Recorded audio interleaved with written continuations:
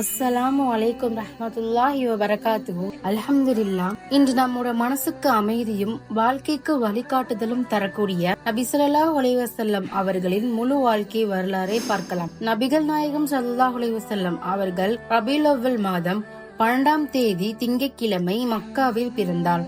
அவர்கள் பிறக்கும் முன்னாடியே தந்தை அப்துல்லாஹ் அவர்கள் மறைந்து விட்டார்.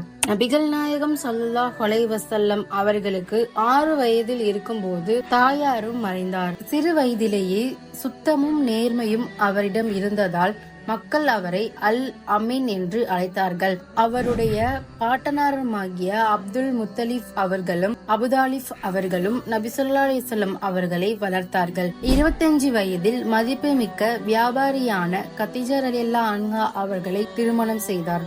நபி ஸல்லல்லாஹு அலைஹி வஸல்லம் அவர்களுக்கு பெரும் ஆதரவாக இருந்தார்கள். 40 வயதில் ஹீரா குகையில் தனியாக வழிபட்டு கொண்டிருந்த பொழுது ஜிப்ரீல் அலைஹிஸ்ஸலாம் அவர்கள் வந்து வஹி சொன்னார். அப்போலிருந்து நபி ஸல்லல்லாஹு அலைஹி வஸல்லம் அவர்களுக்கு அல்லாஹ்வின் தூதராக பொறுப்பு ஆரம்பமானது. 13ஆம் வருடம் அவர் மக்காவில் மக்கள் விக்கிரக வழிபாட்டை விட்டுட்டு அல்லாஹ்வை வணங்க சொல்லிக் கொண்டே இருந்தார். விக்கிரக வழிபாடு அப்படின்னா கல்லால், மரத்தால், உலோகத்தால் அல்லது வேறு எதிலாவது உருவம் செஞ்சு அதை கடவுள் மாதிரி நினைத்து வழிபடுவதுதான் விக்கிரகம். ஆனால் குறைஷி மக்கள் எதிர்த்தார்கள், துன்புறுத்தினார்கள். இருந்தாலும் நபி ஸல்லல்லாஹு அலைஹி வஸல்லம் அவர்கள் பொறுமையோடும் கருணையோடும் அழைப்புகளை தொடர்ந்து கொண்டிருந்தார். இறுதியில் முஸ்லிம்கள் மதீனாவுக்கு ஹிஜ்ரத் பண்ணினார்கள். அங்கே முஸ்லிம் சமூகத்திற்கு ஒரு வலிமையான அடித்தளம் அமைத்தார்.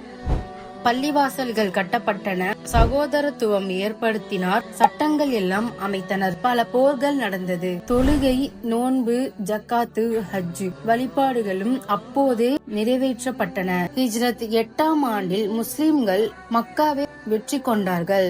அப்போது அந்த மக்கா மக்களுக்கெல்லாம் நபி ஸல்லல்லாஹு அலைஹி வஸல்லம் அவர்கள் மன்னிப்பு கொடுத்தார்கள்.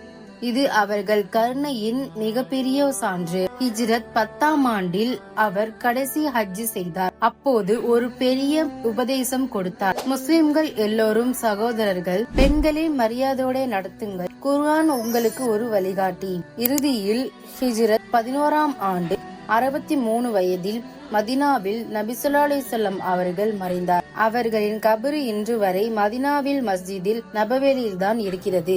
நபி ஸல்லல்லாஹு அலைஹி வஸல்லம் அவர்கள் வாழ்க்கை முழுக்க நமக்கு ஒரு பாடம். நேர்மை, பொறுமை, கருணை எல்லாத்திலும் அவர் நம்மோட முன்மாதிரி. அவரோட சீர்திருத்தத்திலிருந்து நாம கொஞ்சமாவது பின்பற்றினாலும் நம்ம வாழ்க்கை மாற்றமடையும் இன்ஷா அல்லாஹ். இந்த வீடியோ உங்களுக்கு யூஸ்ஃபுல்லா இருந்தா லைக் பண்ணுங்க, ஷேர் பண்ணுங்க, சப்ஸ்கிரைப் பண்ணுங்க.